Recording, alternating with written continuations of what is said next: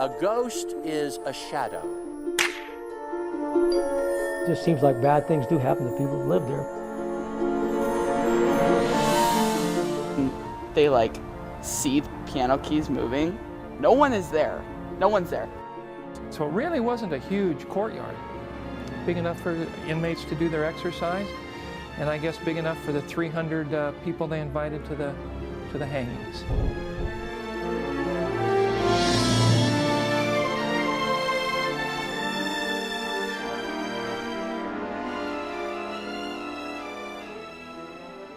Spokane has a long and in some cases mysterious past dating back hundreds of years. I'm Nicole Hernandez, and in the next half hour we're going to be breaking down some of the area's spookiest urban legends. We start with one of Spokane's oldest stories. Rashad Hartnett takes a look at what mysteries might be lurking underneath Greenwood Cemetery. If you're looking at some of the most haunted places in Spokane, you'll have to start here at the 1,000 Steps at Spokane's oldest public burial site, Greenwood Cemetery. I remember growing up as a kid, and you would hear the stories that there's 1,000 steps, but nobody could ever make it to the top of it. Even more than 100 years after its creation, David Ittner says this stairway still draws a crowd. And according to one urban legend, even a few spirits. We have a lot of requests from people that have heard about it or read about it on the internet and they want to come see it. Or, you know, we have occasional paranormal people who want to come by with their equipment. But traveling up this disfigured stairway has its own problems. It's almost as if the cemetery ripped itself apart to ward off unwanted guests. I have walked the steps. I've made it from the bottom to the top. So I'm certain that it can be done if one puts their mind to it. This cemetery has its fair share of history. The people that built Spokane are the people that are interred here today. Along with one gaping secret beneath its graves. In 1910, the Great Northern Railroad Company constructed a tunnel beneath Greenwood. It ran right here beneath where I'm standing until about 1970 when those tracks were removed. And for a short time after that, kids would go searching for a good scare through the tunnels. Maybe looking for something from Ghostbusters 2. I've seen Ghostbusters 2, but I have not heard that account, no. Today, the entrances are blocked off and covered by brush, but under the dirt and old mattress frames, the tunnel is still there. So next time you're driving by, keep in mind, coffins aren't the only thing buried beneath Greenwood Cemetery. You might expect a graveyard to be spooky, but maybe not this next spot. We investigate whether there's something or someone from the past lurking around our Spokane County Courthouse. A building constructed in 1895 is bound to have a few skeletons in its closet. Today we're going to look into the Spokane County Courthouse.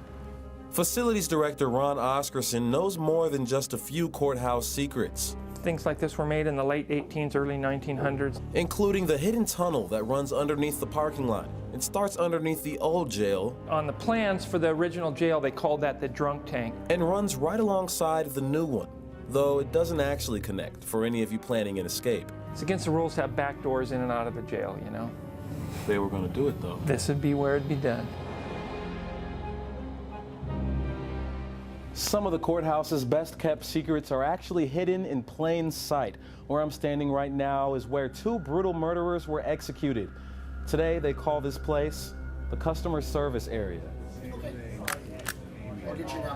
So the reason you see these bars on these windows here and here isn't to keep people from the courthouse from getting in here. It's to keep you and me, who are out here as inmates, from escaping through the courthouse and getting out of here. 114 years ago, this room was a courtyard that contained a makeshift gallows. So it really wasn't a huge courtyard. Big enough for inmates to do their exercise, and I guess big enough for the 300 people they invited to the hangings. You heard that right. The county actually sent out invitations to the executions they held. Here, right in front of the public safety building, a third man was hanged. Some say his spirit didn't leave so easily. In 1892, Charles Brooks was the first man to be officially executed in Spokane County after killing his wife in what is now Riverfront Park. But according to a century-old newspaper article, he returned 3 months later to haunt the clerks in the courthouse auditor's office. They claimed to see his ghost clutching at his neck, while perched on the scaffold where he died. So, if fortune finds you at the courthouse this October, you may want to look over your shoulder. This is Rashad Hardnett and photojournalist Nathan Brand, KREM 2 News. Here in Spokane, Gonzaga is well known for its spirit, and I'm not just talking about Zombie Nation. The campus is home to one of the most haunted spots in Spokane, despite many efforts to chase the ghosts away. It's a majestic building, but ask Gonzaga's music students how they feel about it, It's just a creepy feeling. and they swear there's more to the story. And you like hear the stairs creaking, you feel like somebody's walking down the stairs, and then you go out and check and no one's there. Trace the music back to its roots, and it turns out he's right. Monahan Mansion is probably from the 1970s our most famous ghost site in the United States. Ghost expert Chet Kasky says today's students aren't the first to lay witness to the unexplainable. Some, quote, 40 events, end quote, Father Leesdale said, some of which were, quote, too horrible to even describe, end quote. Father Leedale was a professor at the university. In the 70s, he told media he'd heard growling in the basement. He'd seen doors flinging themselves open. He even said someone tried to strangle the security guards. The only solution was to have an exorcism, a series of exorcisms that are authorized even to this day in the Roman Catholic Church, and that's what they did.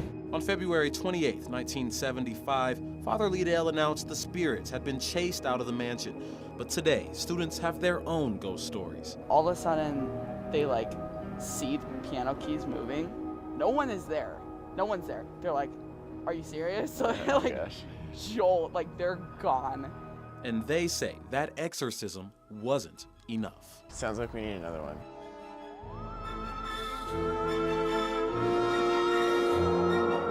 Sometimes what makes a good ghost story is the history behind it. The Hahn Mansion that sits on the South Hill used to be owned by a great Gatsby-like man back in the 1920s. Now, a century later, people are convinced his wife is haunting the place. Our KREM 2's Nathan Brand is looking into that legend. It's a little on the creepy side if you know the history. If you don't know the history of it, it's just an old house. The Hahn Mansion has a reputation for bad luck, starting with its original owners, Ralston Wilbur and Sarah Smith, who divorced 3 years after building the house in 1916. The second owner, a pharmacist, also vacated the premises after only 5 years. In 1924, it was sold to Dr. Rudolf Hahn, or as some publications call him, the Mad Doctor of the South Hill. It was a bad luck house before that, but then he really compiled on that, made that be a terrible place to live. The elderly Dr. Hahn had moved up from Chicago, divorced his first wife, and remarried Sylvia, who was 32 years younger. Author and former sheriff Tony Bamonte collected dozens of articles on Hahn for his recent book. I would say he was kind of an abrasive person that kind of upset people easily, and he loved attention. He bought a giant radio antenna and played music so loud it could be heard for miles. He hosted lavish parties and once drunkenly drove his own car into his own swimming pool. He was a licensed physician, but also performed electroshock therapy and illegal abortions on the side.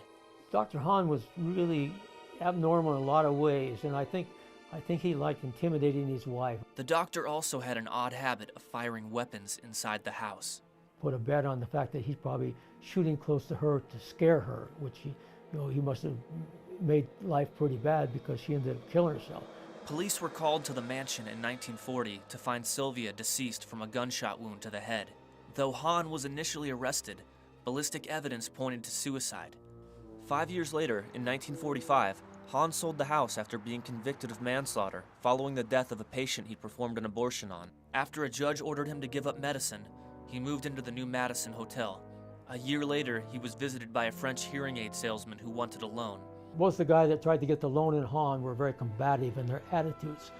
Consequently, this ended in a major fight. As a matter of fact, a life or death fight, and Hahn lost. The 81-year-old was stabbed through the heart with a World War I bayonet from his own weapons collection.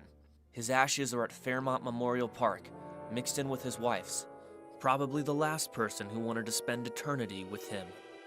Meanwhile, the house changed possession a number of times, becoming a retirement home and apartments at one point. Over the years, Bamonte has known two of the previous owners, who also may not have had the best of luck while living there. It just seems like bad things do happen to people who live there, but bad things happen in the world, so how are you going to pin it to one thing?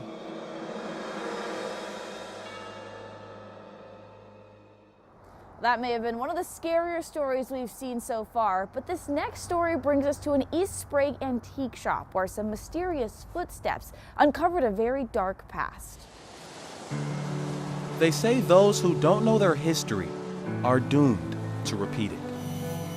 But in this rugged little storefront on East Sprague, history's not only repeated, it's repurposed. We've converted to a shelf because it is no longer useful as a door. Stephen Wilson and his fiancée Brenda restore historic artifacts, dressers, shelves, telephones, each with a story of its own. The Ford memorabilia is from the 1920s, and we have china here from the 1950s. We have a sled from the 1920s. Tracing the past with each step in the process. But a week ago, Stephen heard a different set of steps.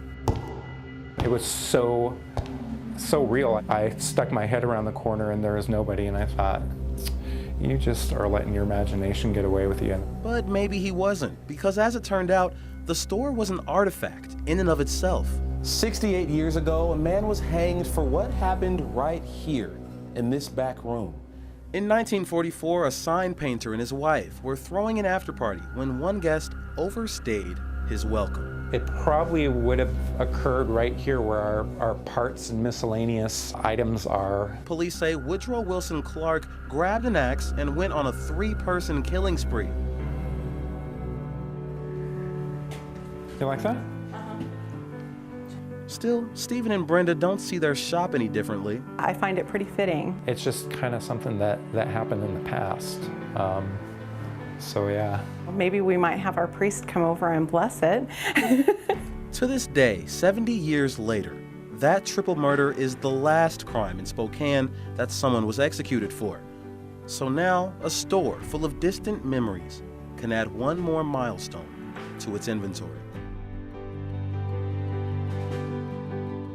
Let's stick on Sprague a little bit longer, specifically the intersection of Sprague and Division. Rashad Hartnett investigates why that intersection is one of the most dangerous and deadly intersections in all of Spokane. Pick a year, any year, since the invention of the car, and odds are Division and Sprague probably won the award for the most dangerous intersection in the city. Every conveyance known to man, except an airplane and a rocket ship, has had a fatal collision in here. There's just a lot of anger in that intersection. But could there be something more to it? We've taken ghost investigation crews in there, and our meters register off the red zone. Historian and ghostologist Chet Kasky says the intersection's deadly history goes back 125 years ago. It was a horrible explosion. It literally blew some men apart. September 6, 1890. 200 pounds of dynamite explode prematurely during a railroad construction project in what's known as Spokane's deadliest mass tragedy. It happened right here along Division and Sprague. It's estimated 26 workers lost their lives. The exact number, unknown. They could only recover 15 of the bodies. A newspaper reporter at the time said that those bodies will remain under that intersection until, quote, some careless spade disinters them in some future year, end quote. Until that day comes, Kasky says this is one intersection you don't want to cross. Unless, of course, you're looking for something else. Good night for a ghost hunt. From an older construction legend to a newer one now. A few years ago, developers were looking to build in Brown's Addition, but they broke rule number 1 of horror movies. They built on an old graveyard. When starting a new housing development, problems can arise if the area you're building on was originally a burial site. Spokane native Craig T. Nelson found that out the hard way in Poltergeist. You left the bodies and you only moved the headstones! You only moved the headstones! And if The Shining taught us anything, it's that the last place you want to develop property is on a Native American burial ground. But that's exactly what developers may have done in 1987 when they unearthed 3 skeletons while constructing a new condominium in Brown's Addition. It's kind of creepy. It's kind of creepy, to tell you the truth. Some local experts say the skeletons were Native American remains, but historian Tony Beaumonte has his doubts. I immediately knew it wasn't correct. Prior to 1883, there was definitely a cemetery there. As strange as it sounds, the earliest settlers claim the cemetery was already there when they arrived, which explains why this wasn't the first time skeletons were discovered on Coeur d'Alene Street. In 1910, 2 other coffins were unearthed while crews were digging out a sewer line. You could safely say that the people buried in that first cemetery were probably the first residents in Spokane. Though most of the remains were relocated in the 1880s, it's impossible to tell just how many were left behind. At least until the next construction project breaks ground. We can't talk haunted spots in Spokane and not mention the Davenport Hotel. Here now, we're talking about the legend of Ellen McNamara. Well, the most famous story, ghost story of the Davenport, is that of Ellen McNamara, who checked into the house on August 17, 1920, with 3 of her female relatives and never checked out. Her relatives were waiting for her to leave her sumptuous suite on the 10th floor, sat at the tables and chairs in the Atrium Cafe. Those chairs and tables are still there. And within a very short time, poor Ellen's body came crashing through the glass Tiffany ceiling of the atrium and landed very close to their table. Spokane is not the only haunted place in the inland Northwest. Up next, our Taylor Vito brings us to an abandoned old hospital in Colfax, where the ghosts were very ready to jump into this story. This is the first floor, which would have been administration. Take my word for it, folks. It's downright creepy in here. Originally built in the late 1800s, the old St. Ignatius Hospital in Colfax now serves as a spooky destination for paranormal thrill seekers. We have heard voices on this floor when nobody else is in the building. The peeling paint, the musty smell, and the strangely chilly temperatures in this building were enough. We heard something weird too. I came in at 1 o'clock in the morning one night to get my equipment. Was that normal, what we just heard? No, I don't know what that was. It was loud though. Let's go back. Did you hear that in the background? In the morning one night to get my equipment. It's spine-chilling encounters like those that have proven to be fairly profitable for the Colfax Chamber of Commerce. It's a huge deal for us, and I would just love to see it continue. For our next scary story, we're heading over to the small town of Palouse, where one haunted house is bringing more than just screams to the community. In 2019, I spoke with the woman who started it just before retirement.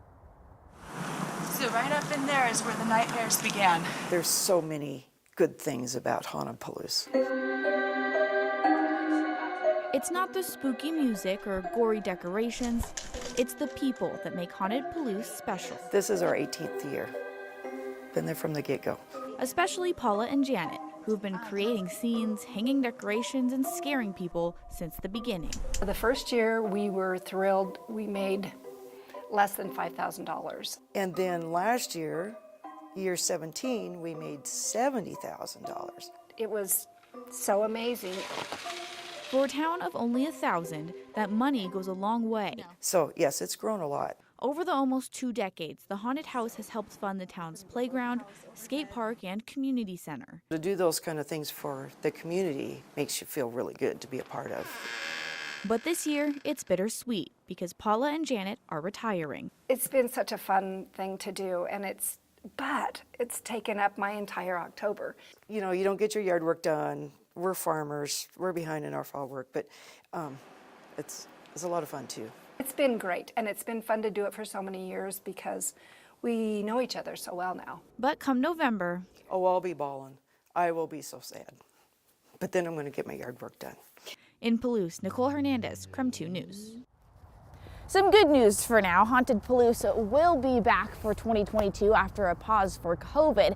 But you might be wondering, what does it actually mean to be haunted? Well, our Carol Fallon sat down with the ghostologist who answers that question. It's a beautiful city filled with life and color.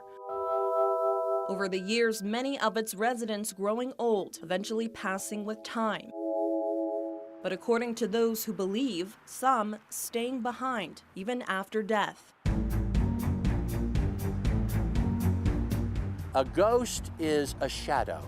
of the living that often occurs when at the time of death there is a big electromagnetic surge of emotional energy that does not go away and lingers sometimes for hundreds of years. That could be a serial killer tormenting his victim.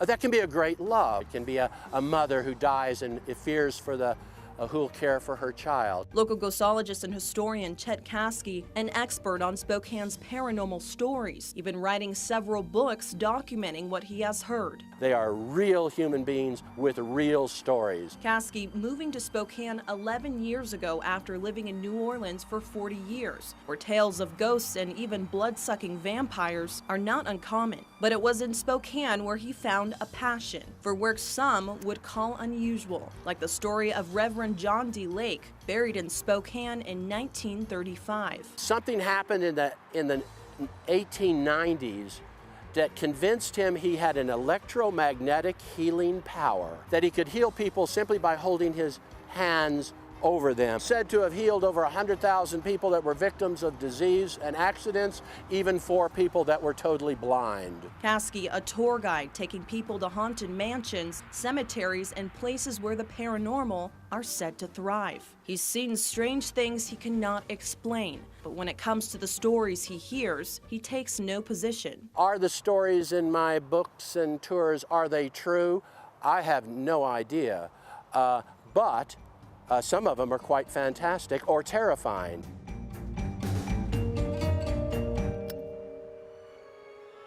So there you have it, a look at some of Spokane's spookiest spots. I'm Nicole Hernandez, and I'm definitely going to be sleeping with the lights on for the next few nights.